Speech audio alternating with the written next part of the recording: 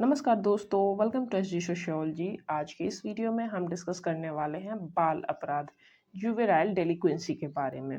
और आज की इस वीडियो में हम समझेंगे बाल अपराध के अर्थ, इसकी परिभाषाओं को देखेंगे, अपराध और बाल अपराध के बीच में क्या अंतर है और बाल अपराधियों के क्या लक्षण हैं, साथ ही बाल अपराध को रोकने के क्या तरीके हैं। इन सारी बातों को आज की इस वीडियो में हम डिस्कस करने वाले हैं। तो चलिए शुरू करते हैं।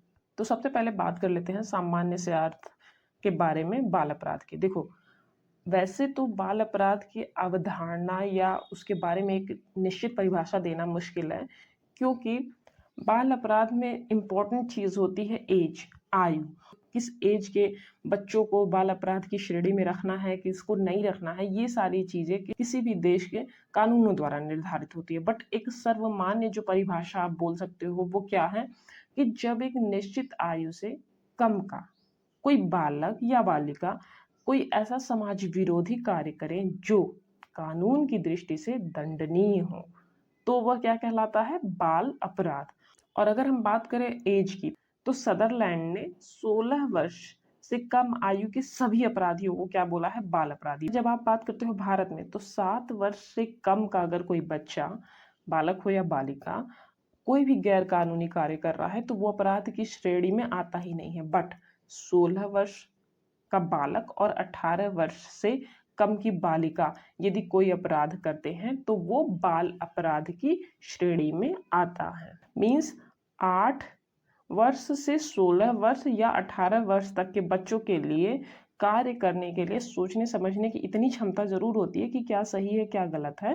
तो अगर उनके द्वारा कुछ अपराध किए जा रहे हैं, जैसा कि उन्हें पता है कि ये कानून द्वारा निषिद्ध है, तो वो किस श्रेणी में आएंगे? अपराध की। बट उन्हें क्या बोला जाता है? बाल अपराध। और बाल अपराध और अपराध में काफी अंतर होते हैं। अपराध जो कि होता है बड़े लोगों के द्वारा होता है, तो दंड जो उसके होते हैं वो भी कुछ सोच समझ के दिए जाते हैं कि ये दोबारा अपराध ना करे, कठोर दंड दिए जाते हैं। बट बाल अपराधी चूंकि किशोरावस्था के बच्चे होते हैं, बहुत कम एज के होते हैं, उन्हें उतनी ज्यादा समझ नहीं होती है समाज की और खुद के बारे में भी, तो उनके द्वारा अगर पथभ्रष्ट होके या गलत संगत में पड़ के अपराध करे भी गए हैं, तो उसको सुधारने के लिए कुछ सामान्य सरल से दंड या कुछ सुधार गृह के द्वारा इन्हें सुधारने का प्रयास किया जाता है। तो अब हम जरा सा इसके कुछ परिभाषाओं को देख लेते हैं, जिससे और ज्यादा अच्छे से बाल अपराध का अर्थ क्लियर हो जाए।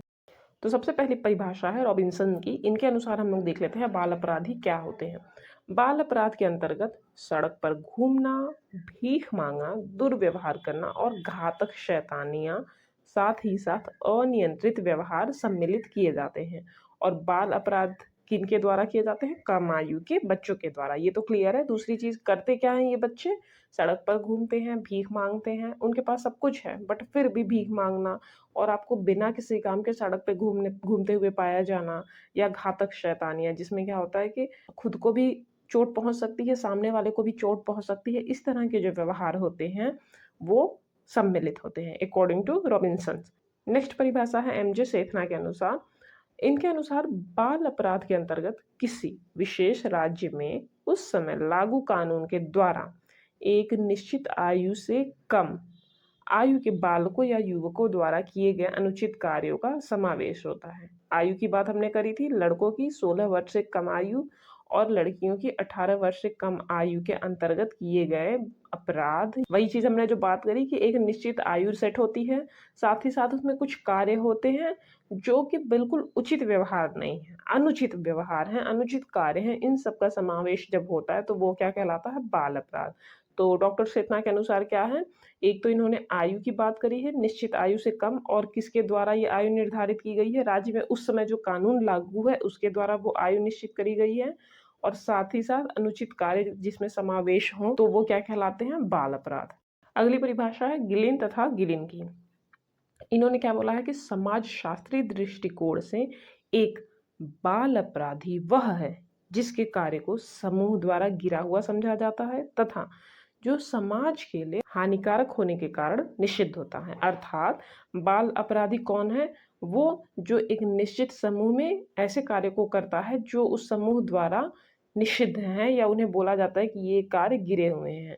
और साथ ही साथ उन कार्यों को करने के उपरांत क्या होता है, वो समाज के लिए हानिकारक हो जाते हैं। जैसे फॉर एग्ज़ाम्पल मान लो ये बच्चे हैं, दूसरों को मारना गलत है इनके सोसाइटी में, ठीक? इनके क्या किसी की भी सोसाइटी में मारना, पीटना, गाली देना, बुरा बिहेवियर करना किसी के साथ, ये गलत माना जाता है, ठीक है?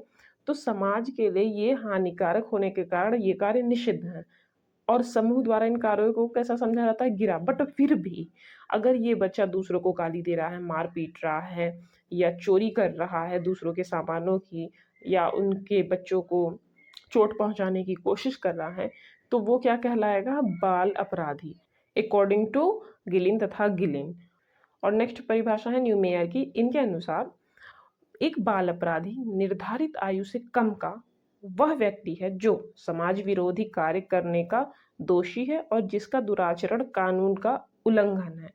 मतलब कानून द्वारा जो कार्यों को निषेध किया गया है उन्हीं कार्यों को करना, कानून का उल्लंघन करना, समाज विरोधी कार्य करना क्या कहलाता है? बाल अपराध। बट उसमें इंपॉर्टेंट चीज क्या है? निश्चित आयु से कम रहे। अकॉर्डिंग टू न्यूमेयर, निश्चित आयु से कम प्लस कानून का उल्लंघन क्या कहलाता है? बाल अपराधी। नेक्स्ट है मॉरर के अनुसार, इन्होंने क्या बोला है? बाल अपराधी वह व्यक्ति है जो जानबूझकर चेतन रूप से उस समाज की रूढ़ियों की उपेक्षा करता है जिससे उसका संबंध है। अभी हमने बात करी ना भारत में, तो क्या 7 वर्ष के सभी गैर कानूनी कार्य तो वैसे भी अपराध की श्रेणी में नहीं आते हैं, ठीक है? बट 7 से आप 16 या 18 वर्ष का एज रखो, तो इतना तो उसे समझ है, मतलब इतना तो वो कॉन्शियस है कि क्या सही है क्या गलत है, या उसके आसपास की सोसाइटी में क्या चीज़ें अच्छी मानी जाती है क्या नहीं। बहुत बड़ी चीज़ें नहीं, बट हाँ एक छोटा सा बिहेवियर उसको आइडिया होता है कि हाँ हमें किस तरह बिहेव करना है, किस तरह बड़ों के साथ पेश आना है, क्या किस तरह की बातें करनी है, गाली नहीं देनी है। छोटे बच्चे को भी पता होता है, अगर आप उसे सिखाओ कि गाली नहीं देनी है तो वो नहीं देंगे, या चोरी करनी गलत बात है उन्हें पता होता है।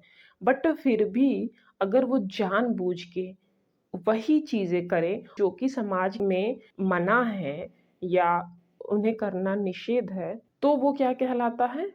वो बाल अपराधी कहलाता है। इसी के बारे में हमने बात भी करी थी कि 7 से 7-7 14, मतलब आप मान सकते हो कि क्लास 5th या 4th के जो बच्चे हैं उनकी एज के बच्चों से लेके और 18 मीन्स आपका 12th तक के बच्चों का एज ग्रुप जो है, उस एज के बच्चों द्वारा व्यवहार करना जानबूझ के गलत क्या कहलाता है? बाल अपराध कहलाता है। और आप समझ सकते हो कि चलो ठीक है 3rd, 4th, 5th के बच्चे काफ़ी ज़्यादा छोटे होते हैं, बट हाँ 6 से 12 तक के बच्चों में इतनी समझ आ जाती है कि क्या करना चाहिए और क्या नहीं करना चाहिए। तो उपरोक्त परिभाषाओं से क्या स्पष्ट होता है कि बाल अपराध एक निश्चित आयु, सॉरी यहाँ पे आय नहीं आयु होनी चाहिए, आयु से कम के बालकों द्वारा किया जाने वाला समाज विरोधी कार्य या व्यवहार है जो वहाँ के कानून द्वारा निषिद्ध बताए गए हैं। तो हमने बाल अपराध के अर्थ, उसकी परिभाषा के बारे में बात कर ली है। कुछ महत्वपूर्ण जो समाजशास्त्रियों के दृष्टिकोण हैं उसके बारे में हम थोड़ा सा देख लेते हैं। सबसे पहला नाम है एमाइल दुर्खिम, दूसरा है आर के मर्टन, तीसरा है एल्बर्ट कोहेन और चौथा है सदरलैंड। इन चारों ने कौन कौन सी थ्योरी दी है अपराध को लेके और अपराधियों को लेके, उनके नाम आपको याद होने चाहिए। सेकंड चीज़ ये है कि उस थ्योरी में उन्होंने क्या बात करी है। तो एमाइल दुर्खिम ने दी थी एनॉमी थ्योरी, दूसरा आर के मार्टन ने दी थी स्ट्रेन थ्योरी, इसके बारे में हमने क्रिमिनोलॉजी वाले वीडियो में बात करी थी। एल्बर्ट कोहेन ने दी थी सब कल्चरल थ्योरी। अब हम बात कर लेते हैं एनॉमी थ्योरी के बारे में। इसके अनुसार क्या होता है कि जब समाज में मूल्यों मानदंडों का विघटन हो जाता है तो व्यक्ति अपराध की ओर प्रवृत्त होता है, और उन व्यक्तियों में किशोरों को अधिकतर देखा गया है। अब देखो अगर हम शॉर्ट में समझें एनॉमी थ्योरी को, तो आदर्शहीनता वाली जो सिद्धांत है एमाइल दुर्खिम की, उसमें इन्होंने ये बताया है कि जो समाज के आदर्श हैं, मूल्य हैं, मानदंड हैं, ये सही से काम नहीं करते हैं, जिसकी वजह से व्यक्ति मनमाने आचरण करने लगता है और इन्हीं मनमाने आचरणों में अपराध के भी व्यवहार देखे जाते हैं। और ये किस एज के लोगों द्वारा ज़्यादा किया जाता है? किशोर। तो एनॉमी थ्योरी के अंतर्गत एमाइल दुर्खिम ने बाल अपराधी संबंधी अपनी व्याख्या या अपने विचार बताए हैं। अगर हम बात करें आर के मॉर्टन के अनुसार, तो इन्होंने स्ट्रेन थ्योरी दी है। इनके अनुसार जब समाज लक्ष्य तो निर्धारित करता है लेकिन वैध साधन नहीं देता तो किशोर अवैध साधनों की ओर मुड़ते हैं। ये चीज़ इन्होंने स्ट्रेन थ्योरी में समझाई है। स्ट्रेन थ्योरी का मतलब क्या है?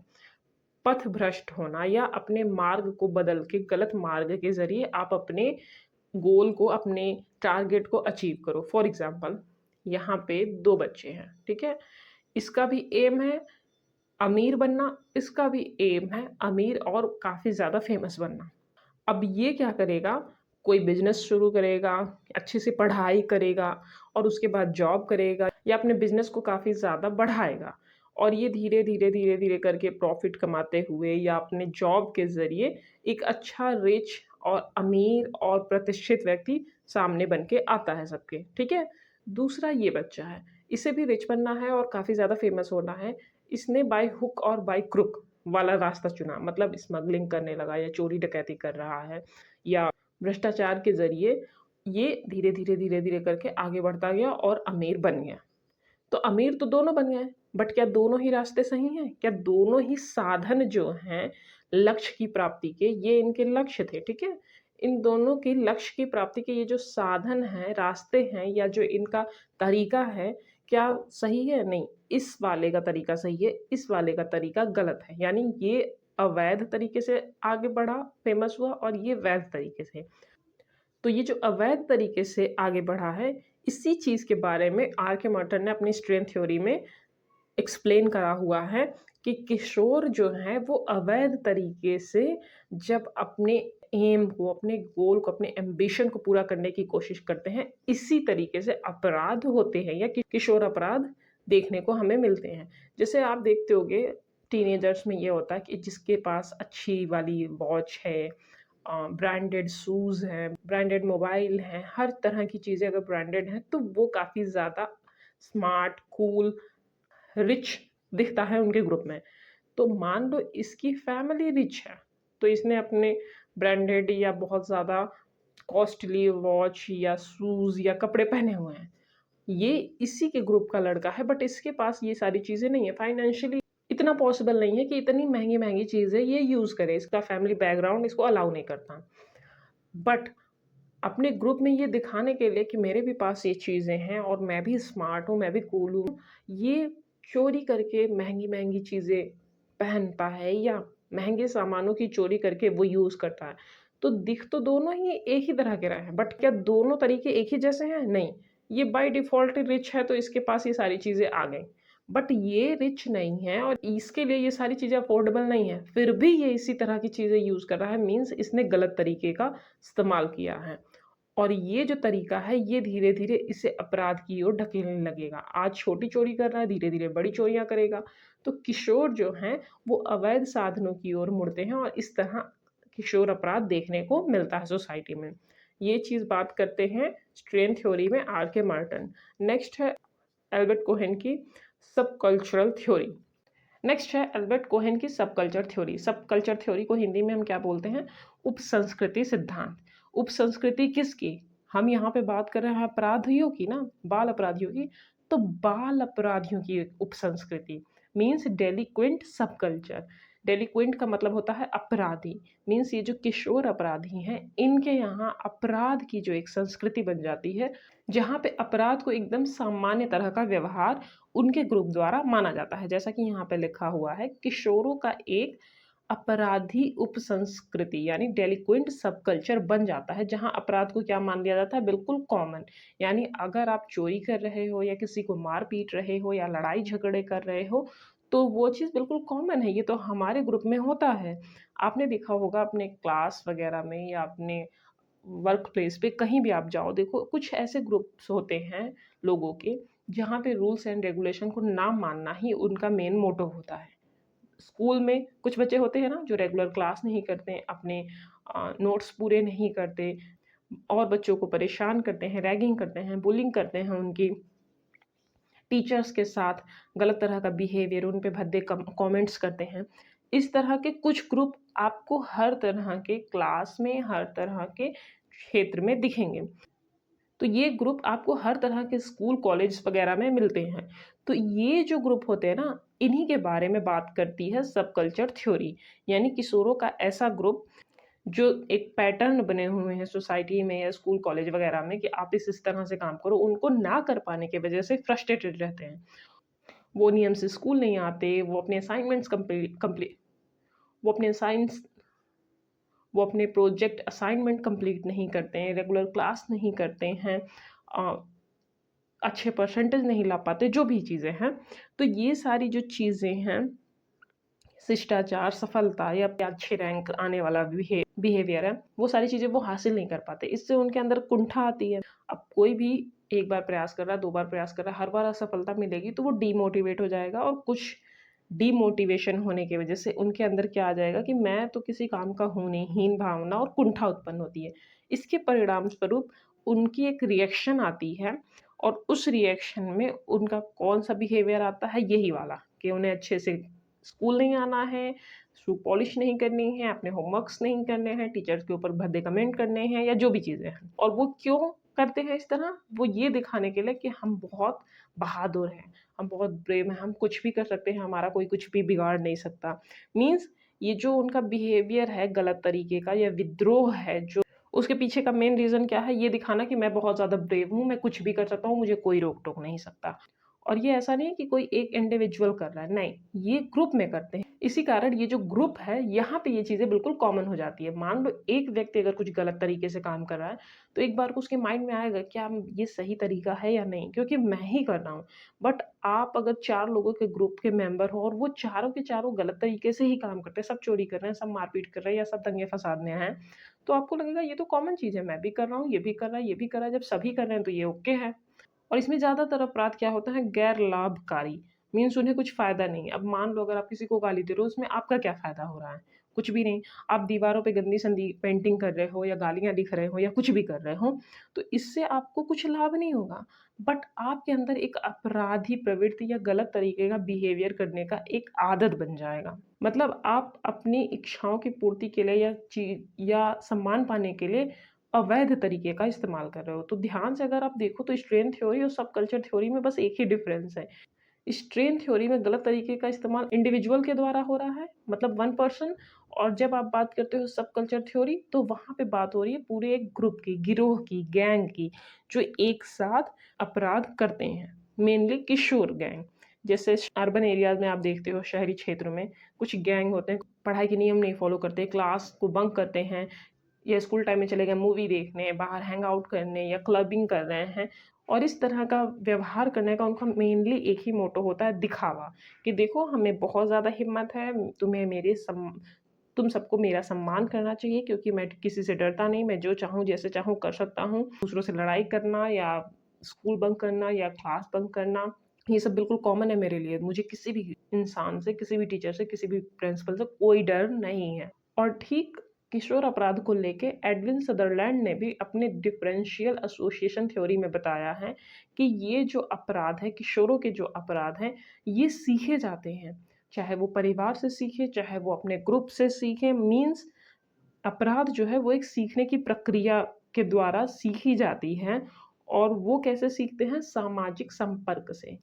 अभी जो हमने बात करी, अपराधी संस्कृति बन जाती है। मान लो ये क्लासरूम है, यहाँ पे बहुत सारे बच्चे हैं, इन बच्चों का एक ग्रुप है। इन सारे बच्चों में से कोई भी एक बच्चा अगर इनसे प्रभावित हो गया और सोचे नहीं मुझे भी इनके तरह बनना है, वो इनके ग्रुप में एंटर कर लेगा। फिर धीरे-धीरे इनका रहन-सहन, इनका खान-पान, इनका पहनने-ओढ़ने का तरीका, यानी वेशभूषा, चाल-चलन सब दिखेगा। धीरे-धीरे, धीरे-धीरे अगर वो इनसे प्रभावित है, इनकी तरह बन जाएगा। यानी वो अच्छा होते हुए भी आपराधिक समूह का सदस्य बन के अपराध सीखेगा। मतलब ये एक सामान्य सा बच्चा भी क्या बन गया? बाल अपराधी। तो इसी चीज़ के बारे में सदरलैंड ने अपनी डिफरेंशियल एसोसिएशन थ्योरी में बताया है कि अपराध जो है या किशोर जो अपराध है, वो साथियों और परिवार से सीखी गई आपराधिक प्रवृत्ति का परिणाम होता है। तो हमने अपराध से संबंधित कुछ समाजशास्त्रियों के दृष्टिकोणों के बारे में बात कर ली। अब हम बात कर लेते हैं किशोर अपराध के कारणों के बारे में, यानी किशोर अपराध करते क्यों हैं। देखो, यहाँ पे कुछ मुख्य कारण बताए गए हैं: पारिवारिक कारण, सामाजिक कारण, आर्थिक कारण और मनोवैज्ञानिक कारण। शॉर्ट में देख लेते हैं। तो यहाँ पे किशोर अपराध के कुछ प्रमुख कारण लिखे हुए हैं। पहला है पारिवारिक कारण। पारिवारिक कारण की अगर हम बात करें तो यदि परिवार में कुछ समस्याएं हैं, जैसे कि टूटे हुए परिवार हैं, यानी कि माता पिता में डाइवोर्स हो चुका है या माता पिता के बीच में झगड़े होते हैं, अत्यधिक अनुशासन है, इस तरह के माहौल का प्रभाव बालकों पर पड़ता है और इससे वे क्या होते हैं, अपराधी प्रवृत्ति की ओर बढ़ते हैं या अपराधी बन सकते हैं। सेकंड, अगर हम बात करें सामाजिक कारण की, तो सामाजिक कारण का तात्पर्य है सामाजिकरण की प्रक्रिया।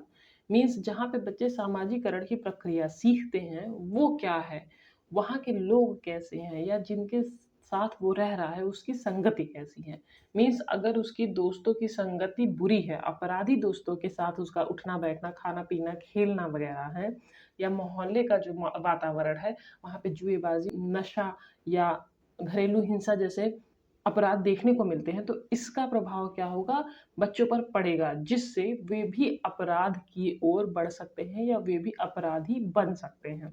थर्ड, अगर हम बात करें आर्थिक कारण की, आर्थिक कारण मतलब क्या, गरीबी, बेरोजगारी या झुग्गी झोपड़ियों में रहन सहन जो होते हैं, ये सारी चीजें प्रभावित करते हैं बच्चों को अपराध के लिए। गरीबी का एग्जाम्पल हम लेते हैं, ये एक बच्चों का ग्रुप है, यहाँ पे कुछ अमीर हैं कुछ गरीब हैं। तो गरीब बच्चे इन्हें देखेंगे तो उन्हें लगेगा कि यार इनके पास सुंदर सुंदर वस्तुएं हैं, कपड़े हैं या जो भी चीजें हैं वो काफी ज्यादा अच्छी हैं, काश ये चीजें मेरे पास होती। बट चूंकि वो गरीब हैं, निर्धन हैं, ऐसी स्थिति में उनके पास वो सारी चीजें नहीं होती हैं, पर इच्छा होती है कि उनके पास भी इस तरह की चीजें हों। और जब उन वस्तुओं की पूर्ति नहीं हो पाती है तो ऐसे में वे अपराध कर बैठते हैं। कैसे अपराध, जैसे जेब काटना या चोरी करना, झूठा दिखावा करना। तो इस तरह से क्या होता है कि दिखावे के चक्कर में या लालच के चक्कर में या शो ऑफ करने के चक्कर में बच्चे अपराधी प्रवृत्ति की ओर बढ़ते हैं। तो आर्थिक कारण के अंतर्गत क्या आती हैं, अर्थ संबंधी चीजें, पैसे, धन, संपत्ति, जो प्रभावित करते हैं बच्चों के व्यवहार को, कि वे अपराध करें या ना करें। नेक्स्ट है मनोवैज्ञानिक कारण। अगर हम बात करें मनोवैज्ञानिक कारण की, तो इनके कारण भी बच्चे अपराध की ओर बढ़ते हैं या बच्चों को ये अपराधी बना देते हैं। मीन्स अगर शारीरिक दोष है या कोई मानसिक विकार है या चिड़चिड़ापन है बच्चों में, और किशोरावस्था तो आप समझते ही हो, वो काफी तूफान का समय होता है, मानसिक उथल पुथल होती है, शारीरिक चेंज होते हैं, हार्मोनल चेंज होते हैं, तो बहुत सारी चीज़ों का बदलाव किशोरावस्था में देखने को मिलता है। तो उनकी विचारधारा, उनका सोचने का तरीका, उनका नज़रिया, इन सब में काफ़ी बदलाव होते हैं। उन सब का असर क्या होता है कि यदि अगर बच्चों ने इन सारी चीज़ों को पॉजिटिव तरीके से लिया है या उनका फैमिली बैकग्राउंड ऐसा है जो उन्हें अच्छे से कंट्रोल कर सकता है, तो ऐसी स्थिति में वो सही दिशा में जाएंगे। और अगर इन सब में कहीं चूक होती है तो वो गलत दिशा की ओर जाते हैं। और अगर हम बात करें शारीरिक दोष की, तो अंधापन, गूंगापन या कुरूपता, कोई लंबा है, कोई छोटा है, कोई मोटा है, कोई पतला है, कोई गोरा है, कोई काला है, इस तरह का जो बनावट होता है उसके कारण भी कभी कभी बच्चों में हीन भावना आती है। क्यों? क्योंकि बाकी के लोग उनकी हंसी उड़ाते हैं, उनका मजाक उड़ाते हैं। ऐसी स्थिति में वे कुंठाग्रस्त हो जाते हैं और वो क्या करते हैं, उनसे बदला लेने की कोशिश करते हैं, क्योंकि बाकी के बच्चे उनका मजाक उड़ा रहे थे। और अगर वो उनकी तरफ बुरा व्यवहार करने के लिए आगे बढ़ते हैं तो ऐसी स्थिति में वो अपराधी बन सकते हैं। और अगर हम स्पेशली मनोवैज्ञानिक यानी मानसिक विकार के बारे में बात करें, निम्न बुद्धि स्तर के जो बच्चे होते हैं या जड़ बुद्धि के होते हैं, या जो काफी ज्यादा विश्लेषण नहीं कर पाते कि सामने वाला जो बोल रहा है उसके पीछे का उसका उद्देश्य क्या है, या वो उनके व्यवहार को किस तरह से अच्छे या बुरे कामों के लिए यूज करेगा, वो ज्यादातर बुरी संगति का या ऐसे बच्चों के सुझाव का शिकार हो जाते हैं जो उन्हें गलत मार्ग की ओर जाने के लिए प्रेरित करते हैं। अगर हम बात करें अपराध तथा बाल अपराध में अंतर के बारे में, तो यहाँ पे कुछ अंतर दिए गए हैं, देख सकते हो आप, कुछ पॉइंट्स हैं। पहला है, अगर हम बात करें अपराधी की, तो आयु, आयु क्या होती है, 18+ यानी 18 वर्ष से अधिक की आयु के व्यक्ति द्वारा किया गया समाज विरोधी कार्य क्या कहलाता है, अपराध। तो मीन्स जब वो 18 वर्ष से अधिक है तो वो अपराधी है, बट अगर उसकी आयु 18 वर्ष से कम है तो वो क्या हो जाएगा, बाल अपराधी। सेकंड चीज है उद्देश्य, यानी जब अपराधी अपराध करता है तो उसके पीछे का कोई निश्चित उद्देश्य होता है। बट जब आप बात करते हो बाल अपराधी की, तो वो जब अपराध करता है तो उसे ये नहीं पता होता है कि वो किस इंटेंशन से कर रहा है या उसका एम क्या है। अब अगर बच्चे सड़कों पे घूम रहे हैं या आवारागर्दी कर रहे हैं, दूसरों को गाली दे रहे हैं, मारपीट कर रहे हैं, इससे उन्हें क्या लाभ है? इसका इसका उद्देश्य क्या है?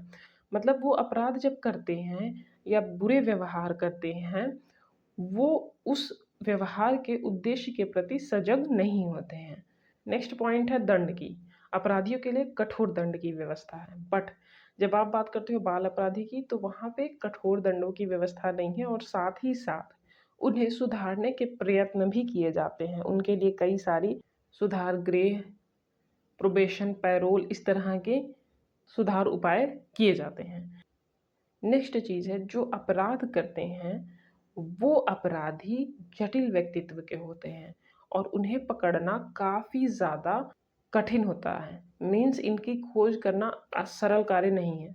बट इसके विपरीत जब बाल अपराधी की आप बात करते हो तो इनका व्यक्तित्व जटिल ना होकर सरल होता है। इसी कारण इनको खोजना भी अपराधी की तुलना में सरल होता है। मीन्स जो 18 वर्ष से अधिक का है, निश्चित उद्देश्य के साथ कोई कार्य कर रहा है और उसको ये पता है कि वो जो अपराध कर रहा है उसकी गंभीरता कितनी है, या जो वो कार्य कर रहा है वो कितना सीरियस मैटर है, वो व्यक्ति अपराधी होता है। और दूसरी तरफ बाल अपराधी जो होता है वो आयु में कम होता है, अपने द्वारा किए गए व्यवहार के प्रति सजग नहीं होता है कि उसका क्या परिणाम होगा, क्या नहीं होगा। साथ ही साथ अगर उससे अपराध हो गए भी हैं तो उसके लिए कठोर दंड नहीं है, उसे कोशिश की जाती है सुधारने की। बाल सुधार गृह में रखा जाता है, आदर्श बंदी गृह में रखा जाता है, बोस्टल स्कूल में रखा जाता है। तो ये काफ़ी चीज़ें हैं जिससे उन्हें सुधारा जाता है कि चलो अगर वो पथभ्रष्ट होकर अपराधी बन भी गए हैं तो वो आगे की अपनी ज़िंदगी सुधार सकें, उन्हें एक सुधरने का मौका दिया जाता है। और गंभीरता की अगर हम बात करें तो बाल अपराधियों को अपने अपराध की गंभीरता का ज्ञान नहीं होता, जबकि अपराधियों को अपने अपराध की गंभीरता का ज्ञान होता है। अब हम लास्ट में देख लेते हैं अपराधियों के अपराध को रोकने के क्या उपाय हो सकते हैं या उनके निवारण के लिए क्या क्या कार्य किए जा सकते हैं। पहला है परिवार और विद्यालय की भूमिका में सुधार। देखो, परिवार बालक की प्रथम पाठशाला है। मीन्स जो भी बच्चे सीखते हैं वो कहाँ से सीखते हैं? परिवार से। सर्वप्रथम आवश्यक है कि परिवार का माहौल अच्छा हो। हमने क्या बात करी थी? पारिवारिक कारण होते हैं किशोर अपराध के पीछे। तो मीन्स परिवार का माहौल सुधारना आवश्यक है जिससे कि इस किशोर अपराध की संख्या में कमी की जा सके। सेकेंड इम्पॉर्टेंट चीज़ क्या है? विद्यालय, जहाँ से बच्चे शिक्षा दीक्षा ग्रहण करते हैं, तो वहाँ पे भी सुधार होने आवश्यक है। मीन्स टीचर पक्षपात ना करता हो, निष्पक्ष तरीके से सभी बच्चों को समानता के साथ ज्ञान प्रदान करे, यानी शिक्षित करे। किसी के साथ धर्म, जाति या लिंग के आधार पर भेदभाव ना करे, पक्षपात ना करे। तो ये सारी चीज़ें ध्यान रखनी ज़रूरी है कि विद्यालय और परिवार के जो माहौल है उनको ऐसा बनाया जाए जिससे बच्चों का बौद्धिक, मानसिक, शारीरिक विकास हो सके। मीन्स सर्वांगीण विकास होने में परिवार और विद्यालय की भूमिका महत्वपूर्ण है। तो इनमें सुधार होने आवश्यक हैं। तो इनकी स्थिति काफ़ी स्ट्रॉन्ग होनी चाहिए, मजबूत होनी चाहिए, जिससे बच्चों में अपराधी प्रवृत्ति की ओर जाने की भाव को रोका जा सके। सेकेंड चीज़ है खेल, सांस्कृतिक व शैक्षिक गतिविधियाँ। मीन्स मनोरंजन और खेल, इन सबों की व्यवस्था होनी चाहिए। मतलब स्वस्थ मनोरंजन की व्यवस्था हो, अच्छे खेल हों, योग सिखाए जाएँ, सांस्कृतिक यानी आर्ट, संस्कृति, नृत्य, संगीत, कला, इन सारी चीज़ों का एक एनवायरनमेंट बनाया जाए जहाँ पे बच्चे आपस में कॉम्पिटिशन करें, हेल्दी कॉम्पिटिशन हो और वो सीखें नई चीज़ें और अच्छे माहौल में उनके मस्तिष्क का, उनके सृजनात्मकता का विकास हो। वो कुछ क्रिएटिव करें जिससे उनका ध्यान गलत मार्ग की तरफ, गलत कार्यों की तरफ ना जाए। नेक्स्ट चीज़ है सरकारी योजनाएं, जिनका कार्य है किशोर अपराधियों की देखरेख करना, उनमें सुधार करना है और उनको उनके अपराध अनुसार सरल से दंड देना। जैसे किशोर न्याय बोर्ड जो कि किशोर संबंधी मैटर्स को देखता है, बाल सुधार गृह जहाँ पे बाल अपराधियों को रखा जाता है, साथ ही उन्हें फ्यूचर में अपराध ना करें और अच्छा जीवन यापन कर सके उसके लिए सुधार के प्रयास किए जाते हैं। नेक्स्ट है प्रोबेशन प्रणाली, पैरोल या बोस्टल स्कूल आदि के द्वारा सरकार अपनी तरफ से प्रयास करती है जिससे बाल अपराधियों की संख्या में कमी लाया जा सके और जिनसे अपराध हो गए हैं उनके व्यवहार में, उनके व्यक्तित्व में, उनके संस्कारों में सुधार करके उन्हें एक अच्छा और योग्य नागरिक बनाया जा सके। नेक्स्ट है परामर्श और मनोवैज्ञानिक सहायता। कभी-कभी बच्चों में मानसिक विकार के कारण भी अपराध देखने को मिलते हैं, तो वो मनोवैज्ञानिक सहायता के द्वारा दूर करे जा सकते हैं। और सबसे लास्ट है मीडिया पे नियंत्रण। मीडिया के कुप्रभाव से सभी अवगत हैं। सोशल मीडिया पर भी नियंत्रण की आवश्यकता है। जो उचित सूचनाएँ हों, उचित समाचार हों, उन्हें ही प्रसारित किया जाए, जिससे बच्चों पर उसका सकारात्मक प्रभाव पड़े। ऐसी कोई खबर या ऐसी कोई सूचना ना प्रदान की जाए जिसका नकारात्मक प्रभाव पड़े और बच्चे गलत मार्ग की तरफ ना जाएँ। तो हमने बाल अपराध के निवारण के लिए क्या-क्या उपाय किए जा सकते हैं, उनके बारे में बात कर ली। आई होप आपको आज का ये टॉपिक समझ में आया हो। अगर आपके कोई सुझाव हो तो आप कमेंट बॉक्स में दे सकते हैं। अगर आपको वीडियो पसंद आया तो वीडियो को लाइक, शेयर और चैनल को सब्सक्राइब करना ना भूलें। इस वीडियो की अगर पीडीएफ चाहिए तो आप हमारे टेलीग्राम चैनल एसडी सोशियोलॉजी से जुड़ सकते हैं। डिस्क्रिप्शन बॉक्स में चैनल और पीडीएफ की लिंक मिल जाएगी। और अगर आपको लगता है कि कहीं पे कोई फैक्ट या कोई पॉइंट मिस हो रहा है या गलतियाँ हो रही हैं तो आप बता सकते हो। आज के लिए बस इतना ही। धन्यवाद।